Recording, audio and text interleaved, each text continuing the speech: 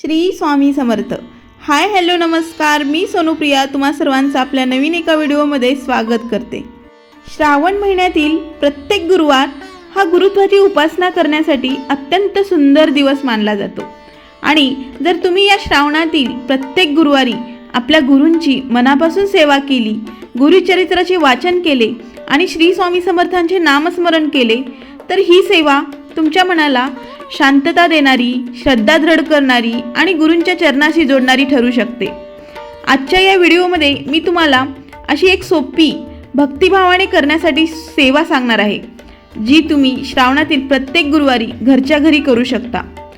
यासोबतच गुरुचरित्र ग्रंथातील 2 अध्यायांचे वाचन किंवा श्रवण कसे करायचे, कोणत्या पद्धतीने सेवा करायची, कोणते नियम पाळायचे आणि सेवा करताना कोणती भावना मनात ठेवायची हेही आपण जाणून घेणार आहोत.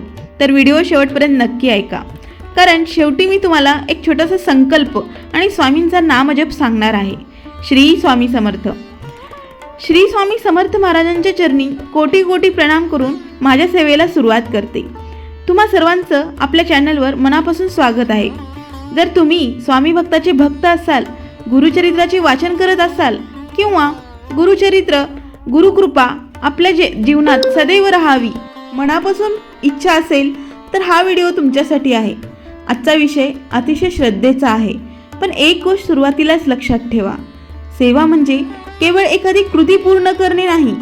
सेवा म्हणजे श्रद्धा, नम्रता आणि गुरूंच्या चरणी स्वतःला अर्पण करण्याची भावना आहे. म्हणूनच आज आपण ही सेवा चमत्कार घडवण्यासाठी नव्हे, तर गुरूंचे स्मरण, मनशांती आणि भक्ती वाढवण्यासाठी करूया. चला तर मग सुरुवात करूया. श्रावण म्हणलं की आपल्या मनात भगवान शिव, महादेवांची उपासना, अभिषेक, जप, व्रत आणि भक्ती यांची आठवण होते.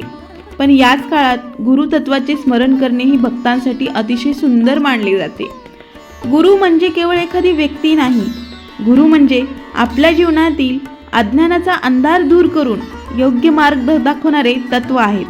म्हणूनच श्री स्वामी समर्थांच्या भक्तीसोबत गुरूंचे नामस्मरण करणे, गुरूंचे स्मरण करणे, गुरुचरित्राचे वाचन करणे आणि त्यासोबतच एक आध्यात्मिक साधना ठरू शकते. श्रावणातील प्रत्येक गुरुवारी तुम्ही अगदी साध्या पद्धतीने ही सेवा करू शकता. यासाठी मोठा खर्च करण्याची गरज नाही, महागड्या वस्तूंची आवश्यकता नाही.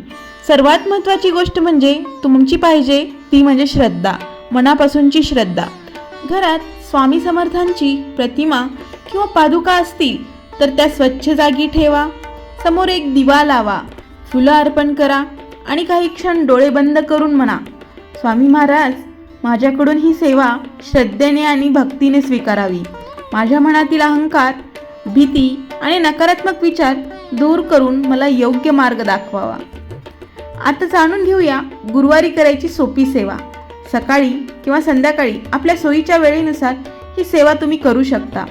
सर्वप्रथम स्नान करून स्वच्छ कपडे घाला, देवघर स्वच्छ करा. श्री स्वामी समर्थांची प्रतिमा किंवा पादुका स्वच्छ कपड्याने पुसून घ्या. समोर दिवा लावा, धूप लावा. स्वामींना आवडणारे फूल किंवा उपलब्ध असलेले कोणतेही स्वच्छ फूल अर्पण करा. त्यानंतर हात जोडून गुरूंचे नामस्मरण करा. तुम्ही म्हणू शकता, श्री स्वामी समर्थ महाराज, माझ्यावर आणि माझ्या परिवारावर आपली कृपादृष्टी सदैव राहू द्या. यानंतर गुरुचरित्र ग्रंथ समोर ठेवा. ग्रंथाला नमस्कार करा आणि आजच्या सेवेचा संकल्प करा. आज श्रावण महिन्यातील गुरुवारच्या निमित्ताने मी श्रद्धेने गुरुचरित्रातील 2 अध्यायाचे वाचन श्रवण करीत आहे. हे वाचन माझ्या मनाला सद्बुद्धी, शांतता आणि भक्ती देणारे ठरव, ही भावना ठेवा. भक्तांनो, आता येतो तो म्हणजे आपल्या सेवेतील महत्त्वाचा भाग, गुरुचरित्रातील 2 अध्यायाचे वाचन किंवा श्रवण. तुमच्याकडे गुरुचरित्र ग्रंथ असेल तर शक्य असल्यास स्वतः वाचा. वाचन शक्य नसेल तर श्रद्धेने ऐका. पण एक गोष्ट लक्षात ठेवा, वाचन करताना घाई करू नका. शब्दांचा अर्थ समजून घेण्याचा प्रयत्न करा.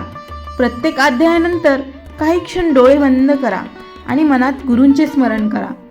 गुरुचरित्रातील कथा आपल्याला गुरुभक्ती, श्रद्धा, संयम आणि सदाचार, त्यासोबतच गुरूंच्या चरणावर विश्वास ठेवण्याची शिकवण देतो. म्हणून केवळ 2 अध्याय पूर्ण झाले एवढाच विचार न करता या अध्यायातून मला काय शिकायला मिळाले हा प्रश्न स्वतःला विचारा. जर तुम्हाला संपूर्ण गुरुचरित्र वाचणे शक्य नसेल तर नियमितपणे थोडे वाचन करा किंवा श्रवण करा. ही एक सुंदर सवय आहे आणि ही सुंदर भक्तीची सुरुवातसुद्धा आहे. आणि या श्रावणात प्रत्येक गुरुवारी तुम्ही 2 अध्यायाचा संकल्प करू शकता. भक्तांनो, आजकाल प्रत्येकाच्या जीवनात काही ना काही चिंता असतात. कुणाला व्यवसायाची चिंता असते, तर कुणाला घरातील परिस्थितीची, कुणाला मुलाच्या भविष्याची असते, तर कुणाला मनशांतीसाठी धडपडत असतो. अशा वेळी गुरूंचे नामस्मरण केल्यावर आपल्याला आतून आधार मिळतो.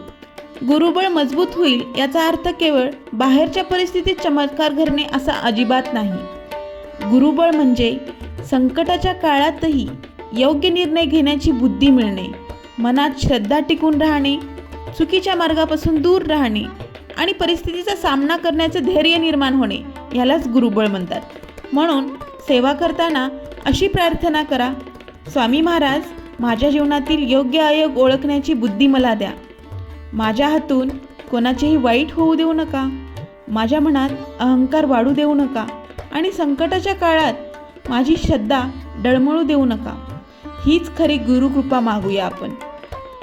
आता आपण काही क्षण स्वामींचे नामस्मरण करूया. तुम्ही जिथे असाल तिथे शांत बसा, डोळे बंद करा, हात जोडून स्वामींच्या चरणाचे स्मरण करा आणि माझ्यासोबत म्हणा, श्री स्वामी समर्थ, श्री स्वामी समर्थ, श्री स्वामी समर्थ. आता मनातल्या मनात स्वामींची प्रतिमा आठवा. त्यांच्या चरणी तुमच्या सर्व चिंता अर्पण करा. तुम्हाला जे काही सांगायचं आहे ते स्वामींना मनातून सांगा. कारण प्रार्थनेसाठी मोठे मोठे शब्द आवश्यक नसतात, तर कधी कधी मनापासून निघालेला एकच शब्द पुरेसा असतो, तो म्हणजे स्वामी. म्हणून आजपासून श्रावणातील प्रत्येक गुरुवारी काही मिनिटे का होईना पण स्वामींचे नामस्मरण करण्याचा संकल्प करा. आता आपण एक छोटासा संकल्प करूया. तुम्ही हा संकल्प मनात धरू शकता. हे स्वामी समर्थ महाराज, श्रावण महिन्यातील प्रत्येक गुरुवारी मी माझ्या क्षमतेनुसार तुमची सेवा करीन, तुमचे नामस्मरण करीन, गुरुचरित्रातील 2 अध्यायांचे वाचन किंवा श्रवण करण्याचा प्रयत्न करीन. माझ्या मनात श्रद्धा, संयम, प्रेम आणि सद्बुद्धी वाढू द्या. माझ्या हातून चांगली कर्म घडू द्या.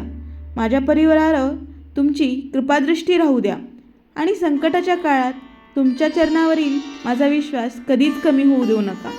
श्री स्वामी समर्थ, श्री स्वामी समर्थ, श्री स्वामी समर्थ.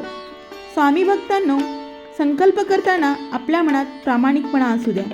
एखाद्या दिवशी सेवा राहिली तर घाबरू नका. पुन्हा श्रद्धेने सुरुवात करा. देवापेक्षा आपल्या मनातील भीती मोठी होऊ देऊ नका. श्री स्वामी समर्थ. महत्त्वाच्या गोष्टी मी तुम्हाला सांगणार आहे. सेवा करताना इतरांशी तुलना करू नका. त्यांनी एवढी सेवा केली, मी एवढीच का, असा विचारही करू नका. प्रत्येकाची परिस्थिती वेगळी असते. कोणाला मोठी पूजा करता येते, तर कोणाला फक्त दिवा लावता येतो. कोणाला गुरुचरित्र वाचता येईल, तर कुणाला फक्त 5 मिनिटे नामस्मरण करता येईल. पण भक्तींची किंमत वेळ किंवा खर्चावर ठरत नाही, त्यामागची भावना महत्त्वाची आहे. तसेच सेवा करताना कोणत्याही व्यक्तीबद्दल द्वेष ठेवू नका. मनात राग असेल तर शक्य असल्यास तो सोडण्याचा प्रयत्न करा. आणि सर्वात महत्त्वाचे, सेवा करून लगेच माझी इच्छा पूर्ण झाली पाहिजे असा व्यवहार देवाशी करू नका. गुरूंच्या चरणी आपली इच्छा नक्की सांगा, पण शेवटी म्हणा, स्वामी, माझ्यासाठी जे योग्य आहे तेच मला द्या. ही भावना मनाला अधिक शांत कर. कदाचित हा व्हिडिओ पाहताना तुमच्या मनातही एखादी चिंता असेल. कदाचित तुम्ही कोणाला न सांगता एखाद्या गोष्टीसाठी प्रार्थना करत असाल. कदाचित तुम्ही खूप दिवसापासून एखाद्या समस्येतून जात असाल. जर काही क्षण स्वामींच्या चरणी ते सर्व सोपवा. मनात म्हणा, स्वामी, मला काय हवे तुम्हाला माहिती आहे. माझी परिस्थिती तुम्हाला माहिती आहे.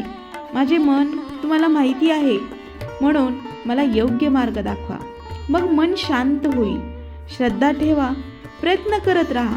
कारण भक्ती म्हणजे प्रयत्न सोडणे नाही. भक्ती म्हणजे प्रयत्न करताना मनाला गुरूंचा आधार देणे होय.